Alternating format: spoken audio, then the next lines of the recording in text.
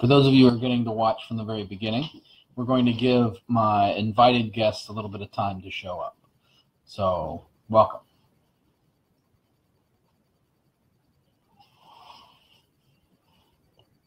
Already 6 of you secretly sitting there waiting.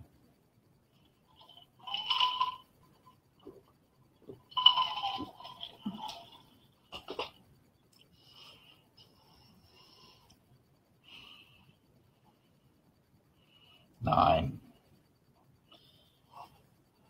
Nobody speaks tonight.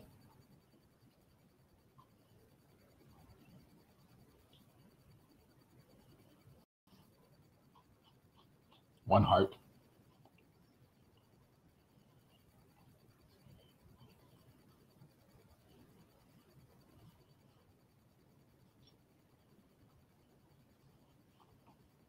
There they come. Okay. Thought maybe you guys were all trolling me. What's my delay? Oh, you're not even there. I was finishing up. No problem. Go ahead. No, No, finish up. Takes a moment.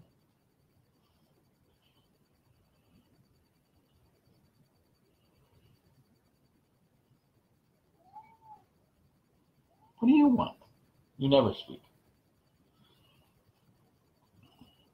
So before we begin formally, does anybody have any questions they want to ask? I'll give 2 more minutes before I actually start answering the list of questions.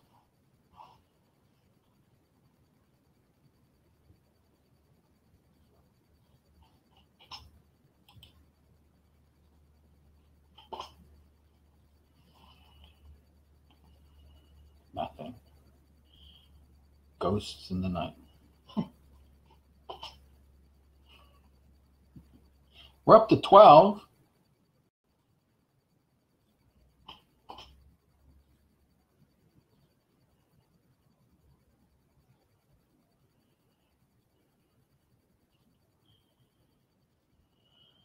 I'm on the last one. Hmm? I'm on the last one. Okay. Yeah, see, look at that. I already got 14 comments that I can't read. You can't see them? Nope. Wait.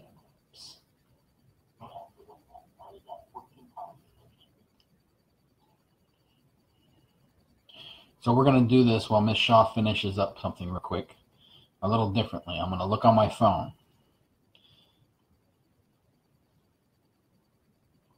Victoria, for Halloween, we're going to go drink some mead with some very close friends and have a good, quiet evening.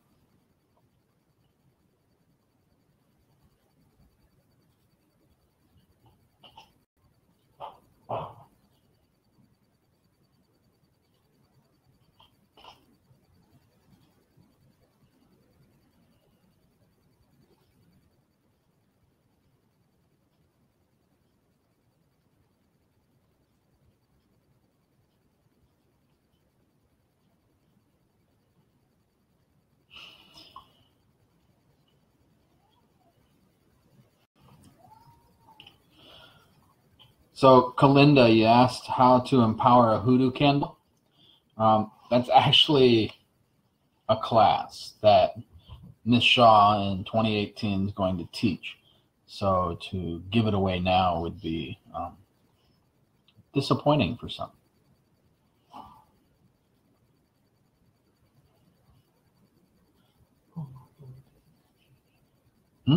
This is so confusing with the names to make sure, because they're all the same.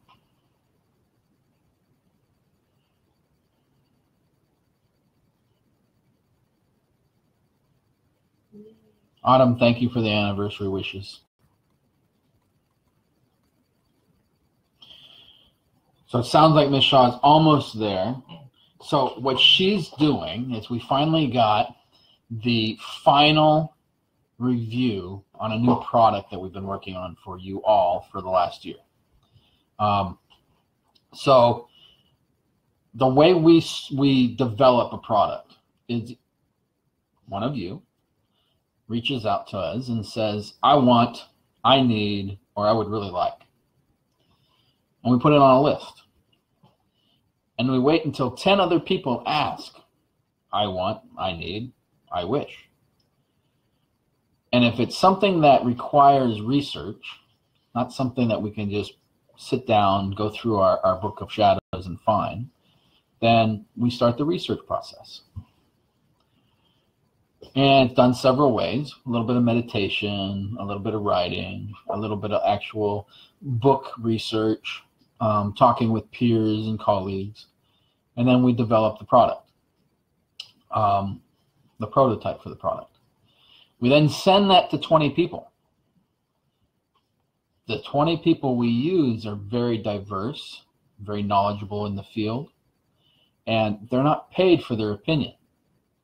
So this way we get a true opinion of what they see, feel, how the product works for them, if the product manifested results or not.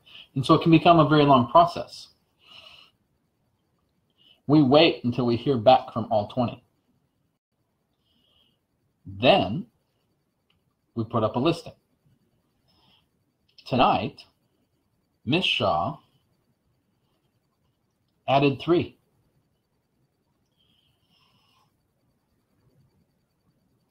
Our very own, you can get it in focus here, Adam and Eve.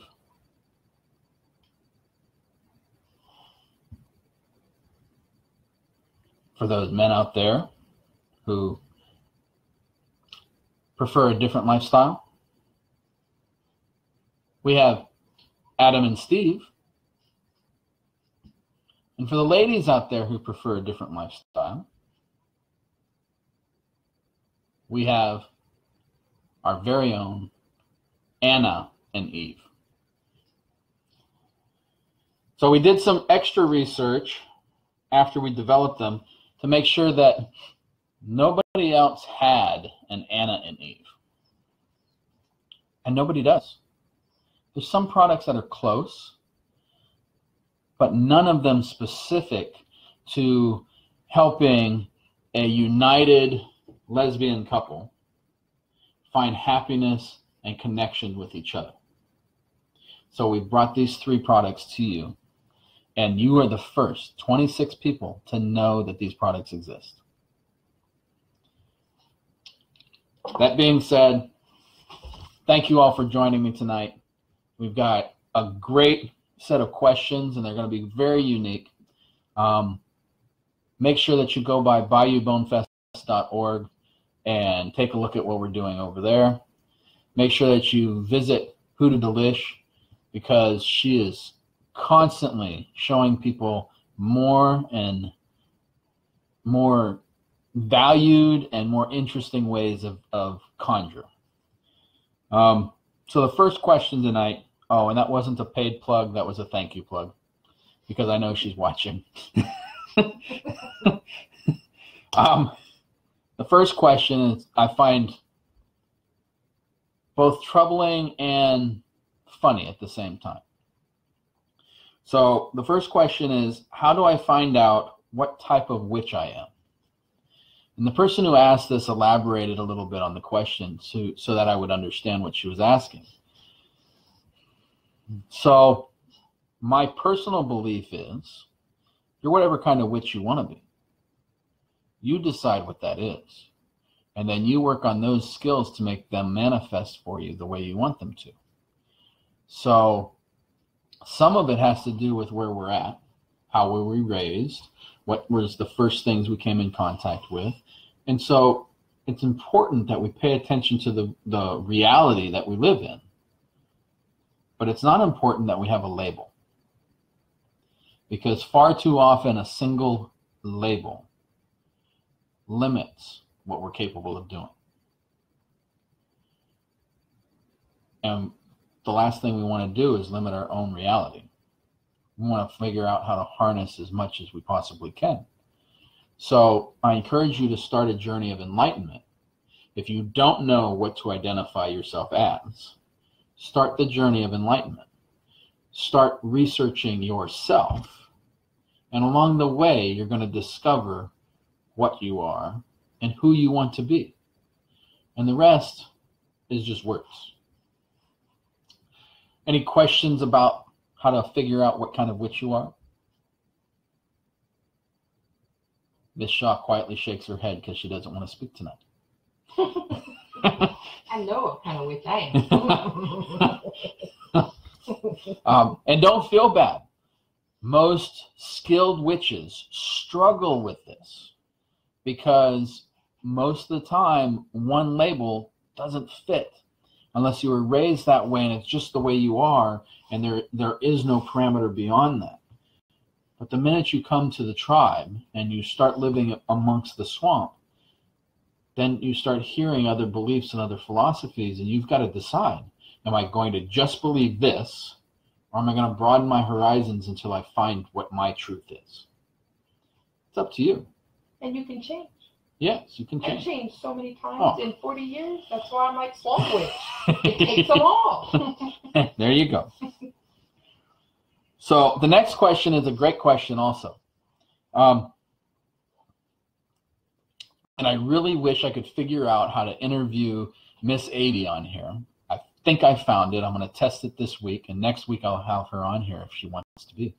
But she could answer this question better than I can. So I'm going to give it a shot, and Miss Avi, if I'm completely wrong, let me know. The question is, how do you make your working stronger? Especially if you don't know what deities or spirits are around you or that you can call upon.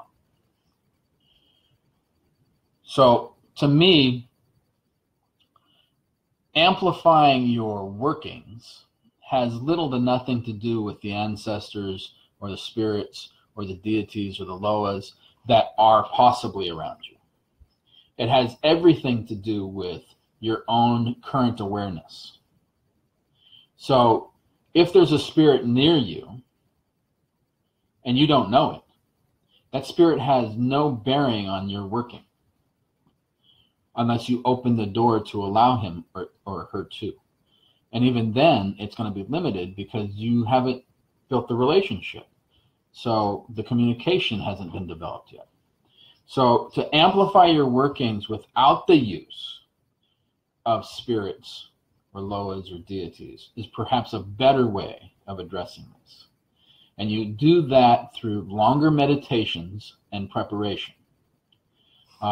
So instead of posting on in the swamp, tell me how to do this working, and somebody gives you the 7 ingredients and the 4 steps and says, go buy these 7 things and do these 4 things to those 7 things and it'll work. Instead of doing that, maybe start there, but then go research which every one of those 7 things are. Learn them inside and out. Where do they come from? Who first adopted them into the ritual or into any ritual? Who would have been able to find them? Where can I find it naturally and harvest it myself and process it myself? Because every time you touch a component in a working, you're feeding it energy. So if you start with a fresh herb and you cut that herb, and during the cutting of the herb, you're talking to it compassionately about its purpose. Then you go dry that herb in a dark, quiet place. So you hang the herb up, and again, you talk to it. You tell it what its purpose is, and you are thankful for its purpose. And then you go out and you feed the plant that you've harvested it from, so that that plant will bear more for you. And every day you go and check it, and you touch it, and you talk to it, and you pray with it, and you prepare it. You're also preparing yourself. If you're doing that to 7 different components, this is amplifying your working. So that when you finally take the 7 pieces and put them together in that working is as powerful as it can possibly be, and you never once reached out to an unknown spirit, deity, or Loa. You only used what you had. And that's the premise behind most good conjure. And it's 100% the premise behind swamp conjure, according to Miss Shaw. Use what you have in its entirety, not just a piece of it. Any questions or comments about how to make your working stronger? Lots of hearts going by, which I appreciate. And I'm out of focus. Am I out of focus? You're a little fuzzy. A little fuzzy? A little fuzzy. Maybe not enough light.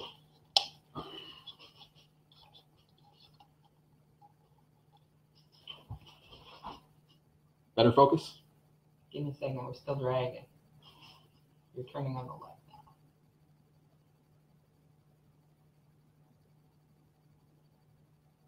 A little better. Still a little fuzzy tonight. You know, we have cats, right? So. All right, that's the best I'm going to get. So, any questions? No question. Again, a quiet audience. You guys need to razz me a little bit. I have one question from before. I'll save it till the end. Okay. So the next question, and I can't really answer this question, again, because of proprietary paths in the future as well as scope of knowledge. But I'll state the question and give you some direction. So how can I learn anything astral in any relation? Astral projection, astral planes. How can I learn about anything astral? So the best way to answer this question is to find a teacher, someone to mentor you, someone who understands the astral plane and how to travel it. That being said, when you find that teacher, the first thing you need to do is ask yourself a yes/no question. Is this the teacher for me?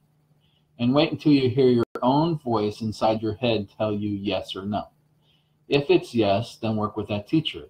If it's no, run away and find another one.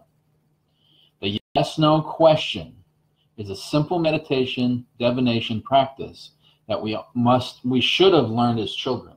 And those of us who didn't and had to learn it later in life struggle because the answer to everything in our world we already know. We have to figure out how to tap into that. And that requires that we learn how to answer the yes/no divination question for ourselves. It'll always be in our own voice. That's the key. So find a teacher. Once you find them, make sure that they're really the teacher for you. Work with them until they do something that you don't agree with, and then politely walk away. Because at that point, your lessons with them is over. Any questions about astral planes and projections?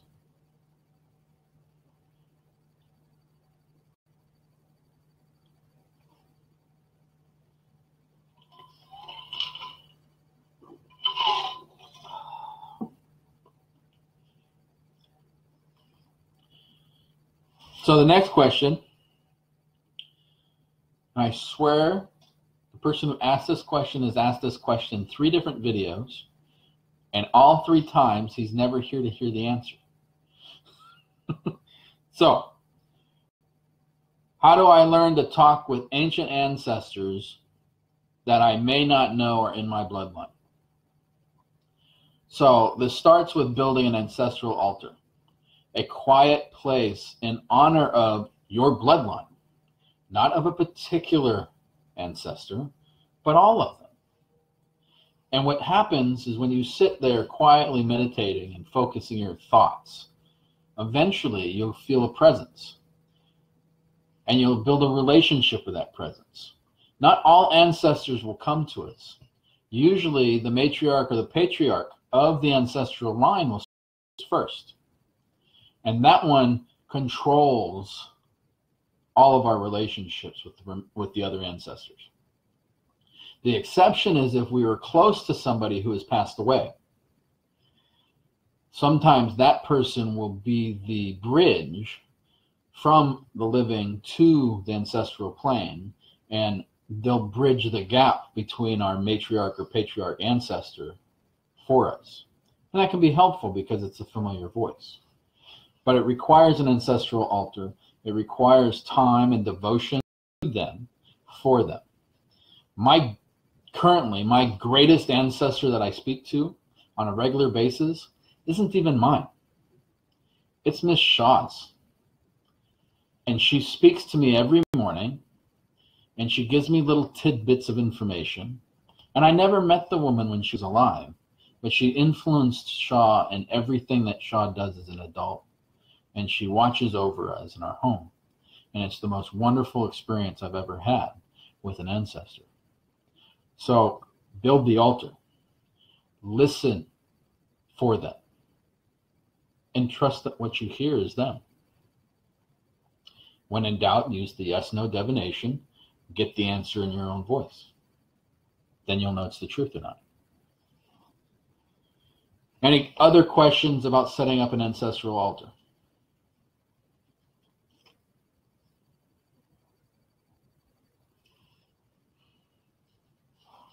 So the next question is the best way to get started in conjure or magic, witchcraft, sorcery, whatever you want to call it. One, leave the eyeshadow and the capes at home.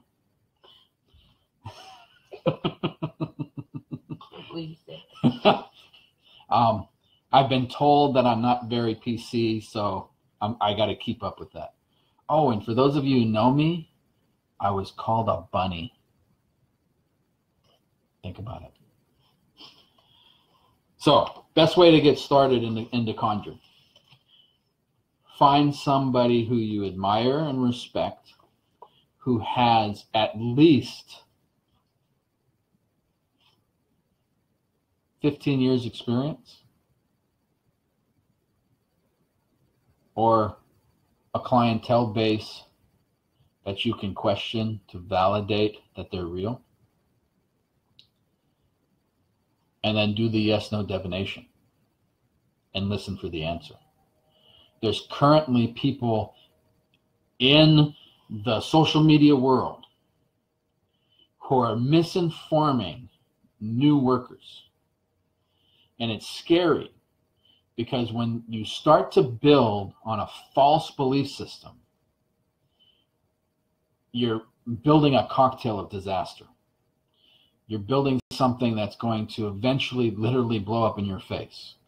And those of you who've been in the swamp for a while have seen some of the questions pertaining to this misinformation.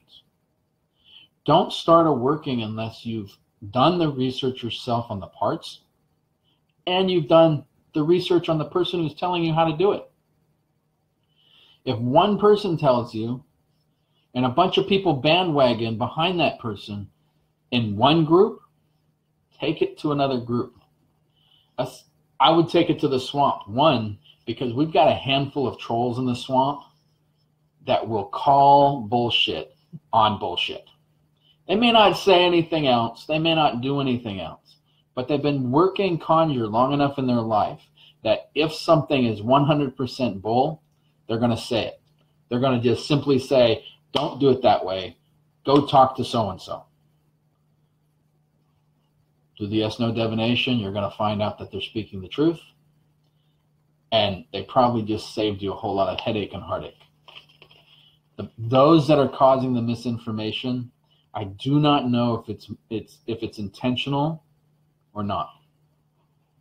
But it's becoming scary. Because Insta witches, people who, when you go back in their thread and you can scroll through the last year and find where they were newbies, which by the way is a terrible word. We're always learning. No matter how long we've been doing this, we're still learning. So to use the term newbie is actually degrading to all of us. But if they posted in their threads, I'm a newbie, can somebody help me? And today they're trying to teach you, you got a problem.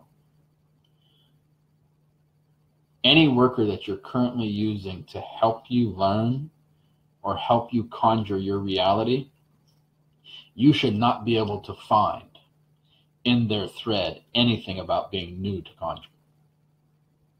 Ever. So Miss Avi's a millennial. She's not in her 40s. You also still can't find anything in her thread that says, I'm new at this. So it has nothing to do with age, but it has everything to do with experience.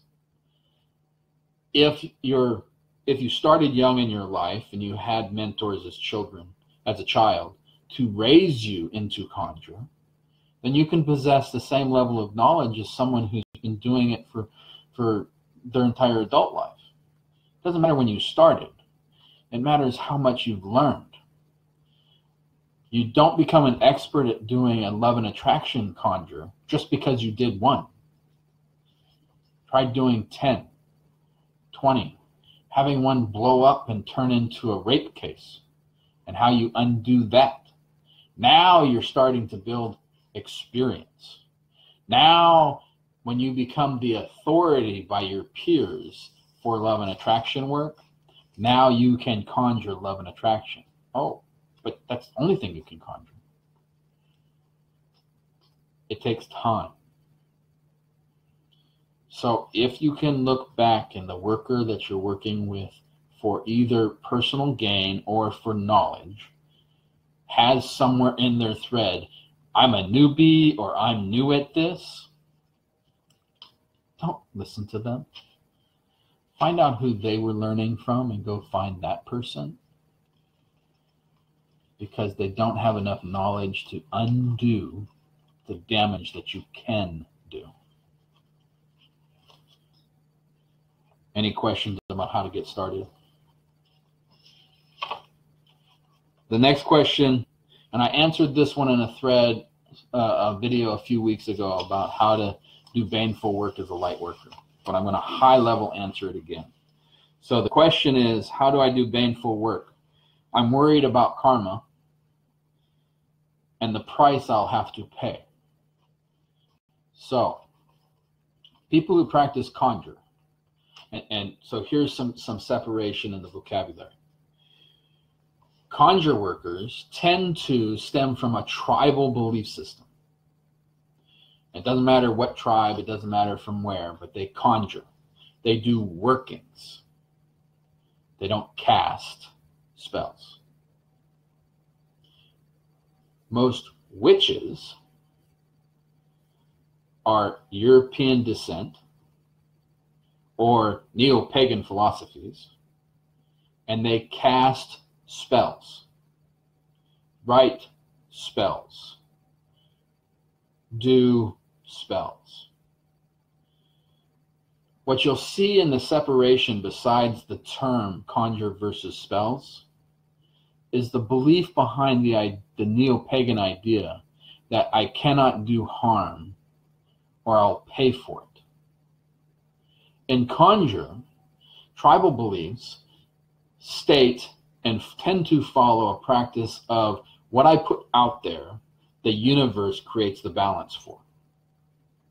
So if I run around making it so that women all fall in love with me, I will never feel loved, because that creates a universal balance, because I'm misusing my skills.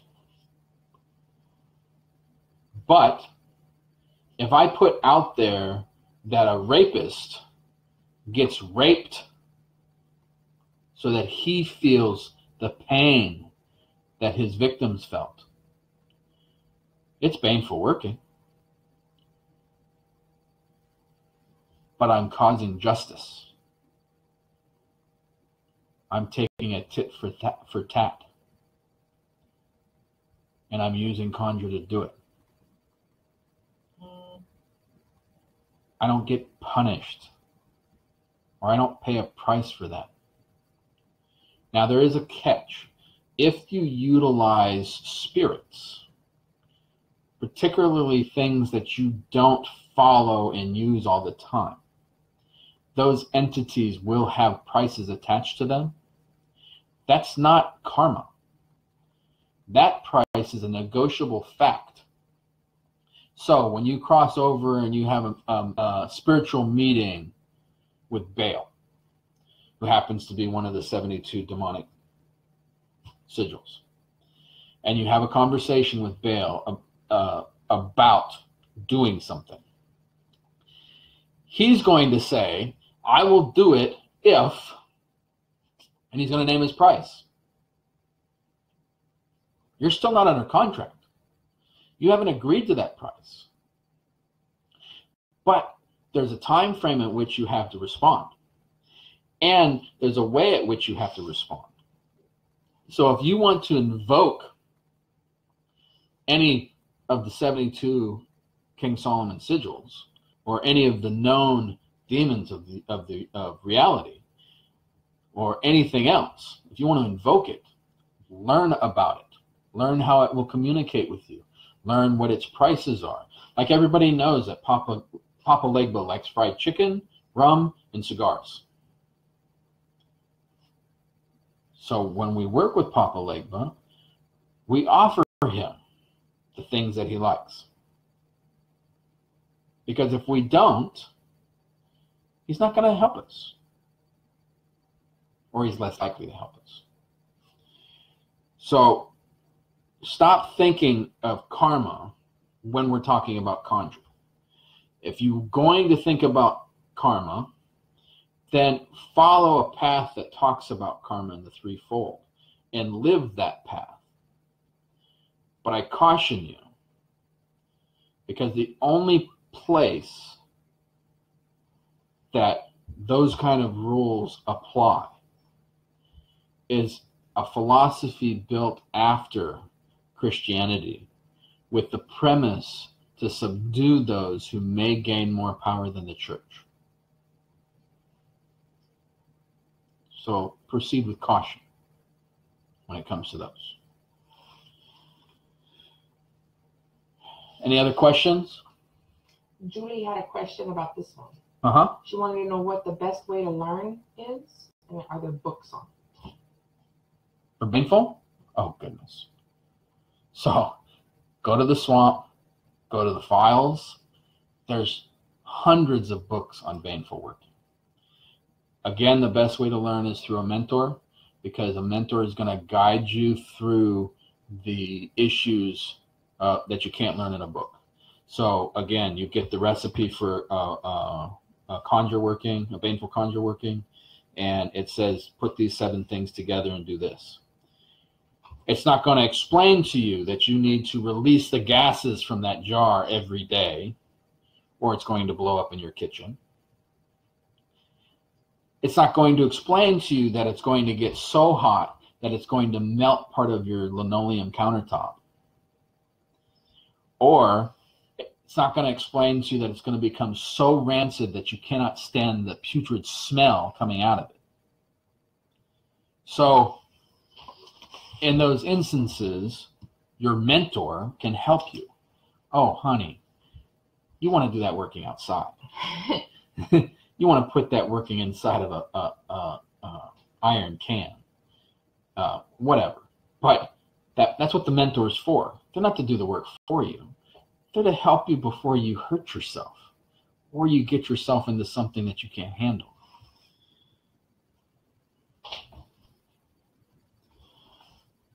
Any other questions about that topic?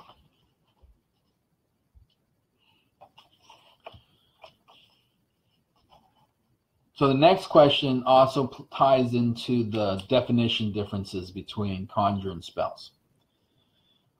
So the question was, why is it in hoodoo that jar workings and vessel workings have to be worked over, but a spell and other practices can simply be cast and set aside?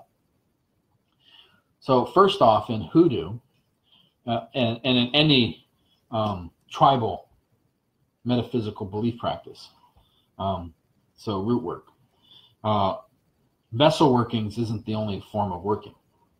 Vessel working is the simplest form of working, and it's the one designed to draw energy from the worker because the worker's worked up over it. So a sugar jar, a sweetening jar, oh, I want him to love me, I want him to love me. So we give that person a sugar jar, a honey jar, a sweetening jar. And we tell him, every day that you want to focus on him loving you, go shake the jar. Think about it. Hold it. Caress it. Think to yourself, oh, he's going to love me. Oh, he's going to love me so much. Because that's the simplest form of manifestation. What we focus on is what comes to pass. So for young workers who don't know how to control their thoughts and intentions to a pure level, they start with vessel workings because it's a way for them to learn how to draw that energy and focus over and over and over again. And eventually it manifests. Or they don't have the dedication and the jar sits there and collects dust and nothing happens. And then they come back and they're like, well, why didn't it work? Well, how many times a day did you shake it? Oh, I shook it once a week, or I shook it once a month, or was I supposed to shake it? What? So jar vessels or vessel workings are designed so that the worker focuses their intent for a longer period of time. Once we learn that, and you'll hear me coin the phrase all the time, let's get out of the jar. Let's step out of the jar. Let's step out of the vessel. And it's not because I have something against vessel workings, but not all working can be done in a vessel. Some workings have to be done in the open so that we can focus our intentions a different way. And so when I make that statement, it's not because I've got something against vessels. It's because I want that person that I'm working with to broaden their horizons a little bit. So that was the list of questions. With 27 of you on, I'm sure there's got to be more. We have a few more minutes. So are there any questions? I have some questions that came after you moved on to the Okay. next topic. What's the first one? The first one was J-Man. It was about labels as witches. How would you handle people who try to force a label on a new witch? Well, if you're the new witch, ignore them. If the new witch is somebody you know, teach them how to ignore them. So in my journey, what I've learned was that man has to put a label on everything. So something as mundane as this pen. Why is it called a pen? It could have any half dozen names, right? I could call it the thingamajig or the woo-ha, whatever. It's called a pen because somebody decided to label it pen. And then over time, we just continued to call it a pen. In marketing, this is one of the funniest things that we discover. So the flying discs, known as frisbees. Frisbee was a disc manufacturer. But because they were one of the first disc manufacturers, instead of calling the flying disc a flying disc, which is really what it was, everybody called it Frisbee. For 20-some years, everybody called it a Frisbee. Didn't matter who made it. It was a label. So when someone says, you're a black witch, okay. If I'm a black witch, I sure don't look like a black witch. I can introduce you to a black witch. I have a very close family member who's a black witch.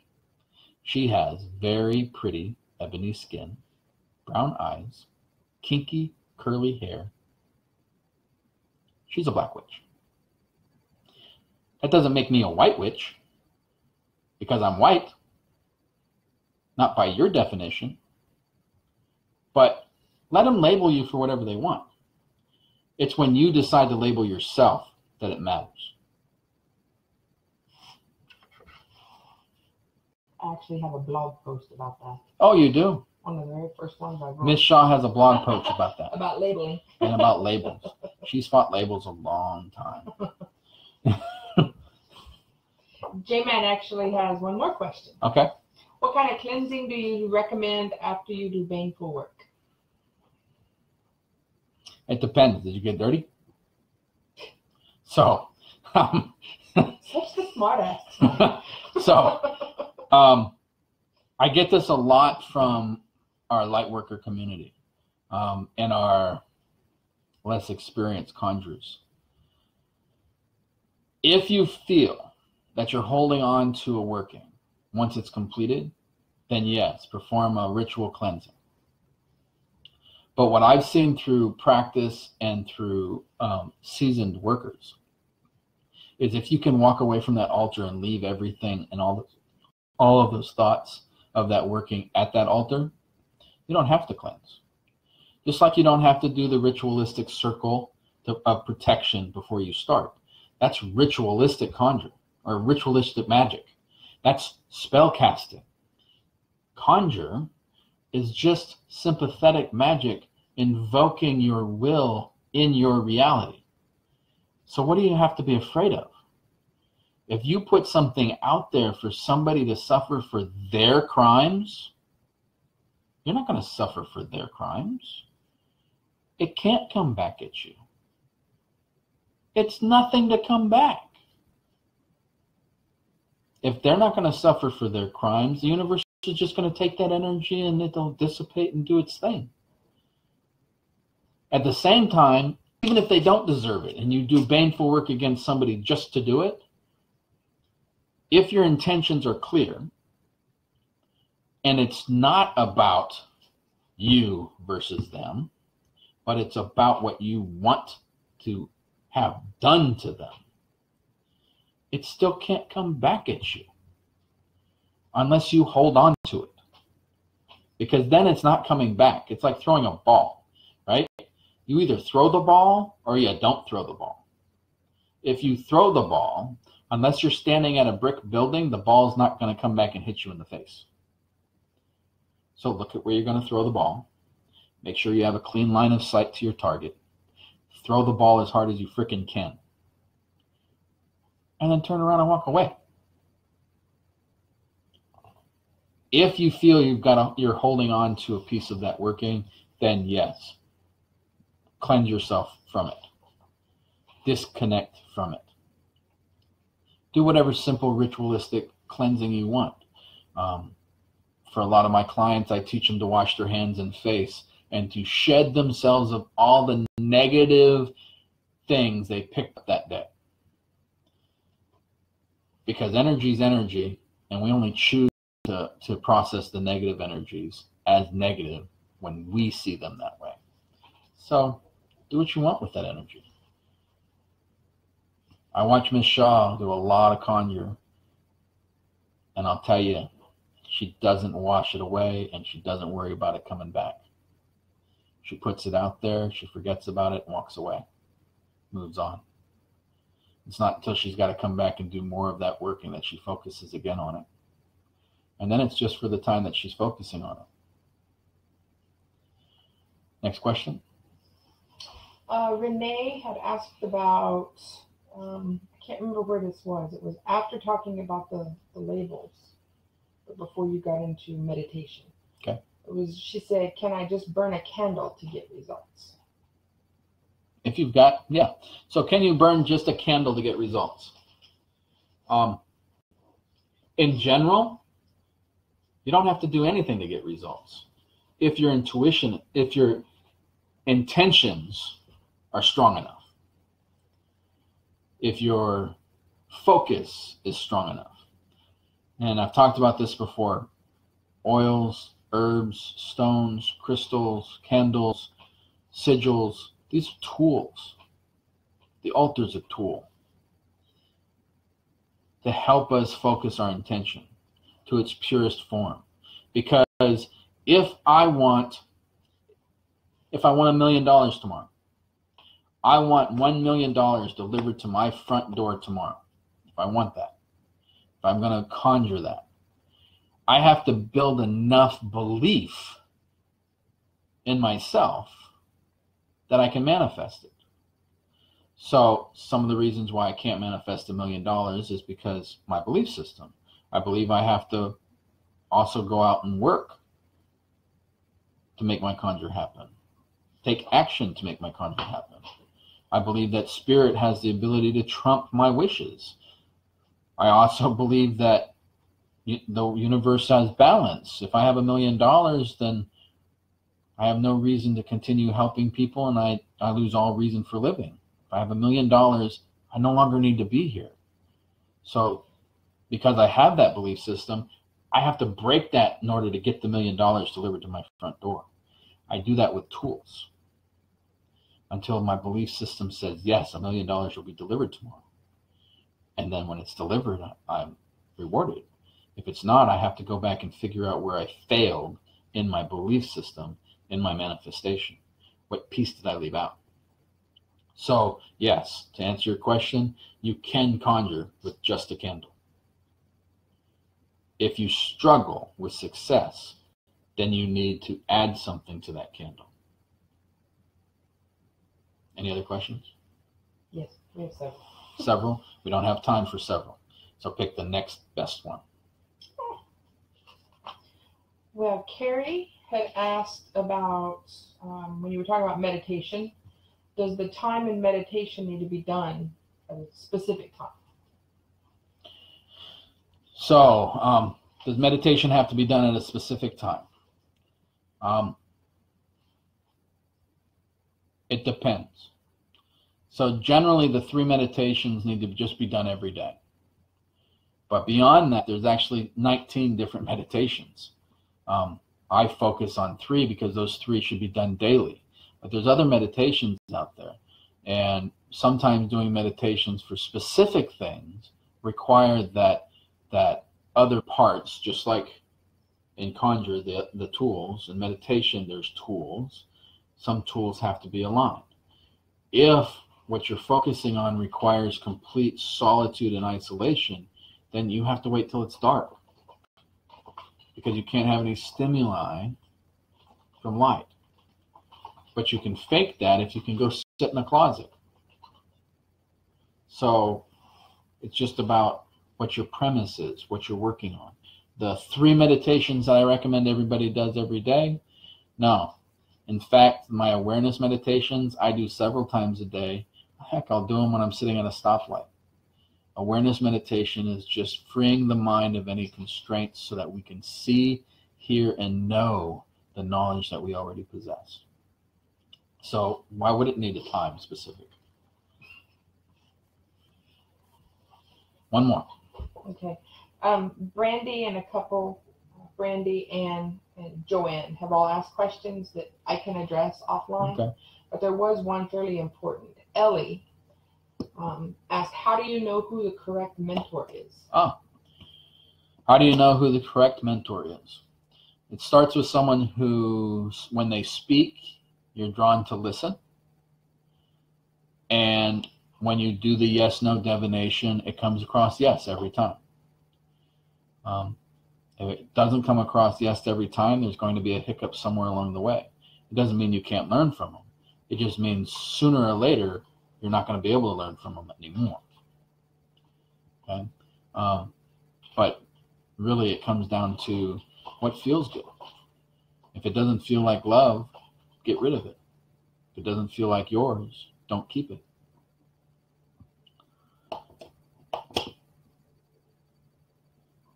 Good session. Great session. So, anybody else have any questions that didn't get answered, feel free to PM me. Once I'm done here, this will be put up on YouTube, and I will share the link. Please send all your friends to it. I'm working on 10,000 views on YouTube, so I can go public. Once I go public, then we go big time. So, I hope that you had a good evening. I hope you walked away and learned something. As always, do it your way, and have a beautiful day tomorrow.